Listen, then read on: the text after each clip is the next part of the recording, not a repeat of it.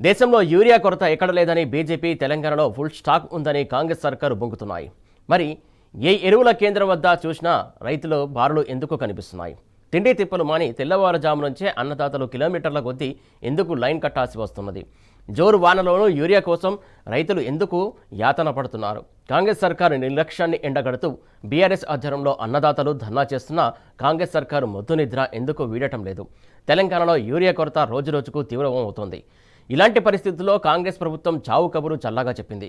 ఈ నెలాఖరుకు 6,000 మెట్రిక్ టన్నుల యూరియా తెలంగాణ వస్తుందని చెబుతోంది. ఇప్పటికే 2 నెలల నుంచి తీవ్ర ఇబ్బందులు పడుతున్న రైతాంగం మరో 15 రోజులు అష్టకష్టాలు పడాలా?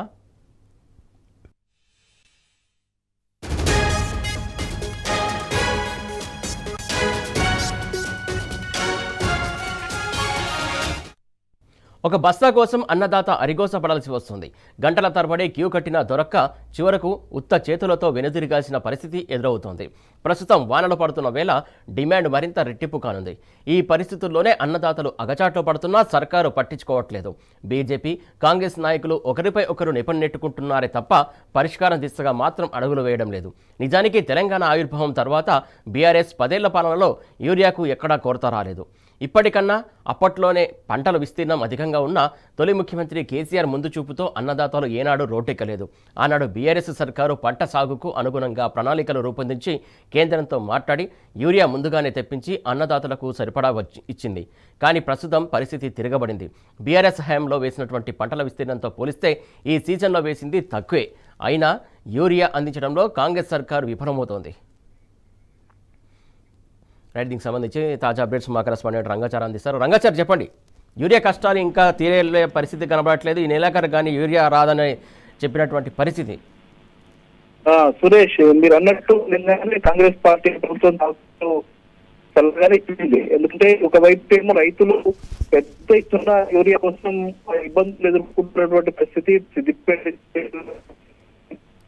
జిల్లా అంటే ఉమ్మడి మెదక్ జిల్లాలో పెద్ద ఎత్తున ఈ రోజు కూడా రైతులంతా కూడా రోడ్ల మీదకి వచ్చి యూరియా కోసం ఆందోళనకు దిగినటువంటి పరిస్థితి ఈ రోజు కూడా కనిపించింది. ఇక్కడ దుబ్బాక నియోజకవర్గ కేంద్రమైనటువంటి దుబ్బాకలో, అట్లాగే భూంపల్లి ఎక్స్ రోడ్ వద్ద కూడా రైతులు పెద్ద ఎత్తున యూరియా కోసం ఈ రోజు ఉదయం 4 గంటలకే అక్కడికి వచ్చి క్యూ కట్టి పడిగాపులు కాశారు. కొద్దిసేపు ఏదో పంపిణీ చేసినట్టు ప్రయత్నం చేసి మళ్ళీ వెంటనే ఆ దుకాణాలు మూసివేసిన నేపథ్యంలో రైతులంతా కూడా ఒక్కసారిగా రోడ్ల మీదకి వచ్చి ఆందోళనకు దిగి రాష్ట్ర ప్రభుత్వానికి వ్యతిరేకంగా పెద్ద ఎత్తున ఆందోళన చేపట్టారు. మరోవైపు సిద్దిపేట నియోజకవర్గంలోని అల్లీపూర్ సొసైటీ ఎదుట కూడా ఇదే పరిస్థితి ఏర్పడింది. వాళ్ళు కూడా ఉదయం 4 గంటలకే వచ్చినటువంటి పరిస్థితి. అక్కడ కూడా యూరియా అందుబాటులో లేకపోవడంతో పెద్ద ఎత్తున ఆందోళనకు దిగారు. మరోవైపు నంగనూరు మండల కేంద్రంలో కూడా పెద్ద ఎత్తున ఈ రోజు 5 గంటల నుంచే క్యూ కట్టి దాదాపు కిలోమీటర్న్నర మేర దాదాపు 2,000 మంది రైతులు వచ్చి అక్కడ యూరియా కోసం లైన్లు కట్టి నిలబడ్డ పరిస్థితి అక్కడ కూడా కొనసాగింది. మరోవైపు ఇటు గజ్వేల్ నియోజకవర్గ కేంద్రంలో కూడా పెద్ద ఎత్తున ఆందోళన కొనసాగింది. యూరియా కోసం అక్కడ కూడా రైతులంతా కూడా రాస్తారోకో చేశారు, ధర్నాలు చేశారు, ఇబ్బందులు పడ్డటువంటి పరిస్థితి. మరోవైపు అక్కడ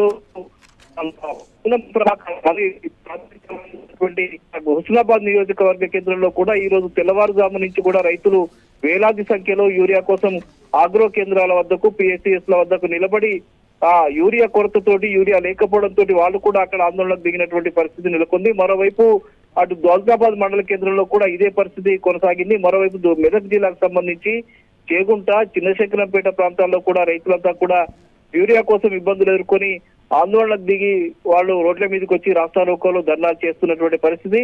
ఇక మొత్తంగా ఉమ్మడి జిల్లా వ్యాప్తంగా గత 15 నుంచి 20 రోజులుగా ఇదే ఆందోళనలు కొనసాగుతూ ఉన్నాయి. యూరియా కోసం రైతులంతా వచ్చి రోడ్ల మీదకి రావడము, చెప్పులు లైన్ లో పెట్టడం. మరీ ముఖ్యమైన విషయం ఏమిటంటే ఇక్కడ పాలమాకుల అనే ఒక గ్రామం ఉంటుంది, నంగనూరు మండలానికి సంబంధించి పాలమాకుల గ్రామం. ఈ రోజు అక్కడికి యూరియా వస్తుందని చెప్పి తెలిసిన రైతులు నిన్న సాయంత్రమే అక్కడికి వెళ్లి ఆ పిఎస్సిఎస్ కేంద్రం వద్ద తమ చెప్పుల్ని లైన్ లో పెట్టి వచ్చినటువంటి పరిస్థితి. అంటే తెల్లవారుజామున మేము వచ్చి అక్కడ ఉంటాము, అందుకని ముందుగానే చెప్పులు అక్కడ లైన్ లో పెట్టినటువంటి పరిస్థితి అక్కడ కనిపించింది. అంటే ఆ కొరత తీవ్రత ఎంత ఉంది, రైతుల ఇబ్బందులు ఎంత ఉన్నాయనే విషయాల మీద దీన్ని బట్టి చాలా స్పష్టంగా అర్థమవుతుంది. ఇంత జరుగుతున్నా కూడా కాంగ్రెస్ పార్టీ సరైన చర్యలు తీసుకోకపోవడం అనేది ఆ రైతులకు మండిపడుతున్నటువంటి పరిస్థితి. కొద్దిసేపటి క్రితం ఇదే విషయాన్ని హరీష్ రావు కూడా హెచ్చరించారు. వారం రోజుల క్రితం కనుక లోపల కనుక యూరియా సరఫరా చేయకపోతే మంత్రుల ఇళ్లను ముట్టడిస్తామని, రాష్ట్రాన్ని దిగ్బంధం చేస్తామని కూడా ఆయన హెచ్చరించడం జరిగింది. Suresh, right, thank you Rangachari.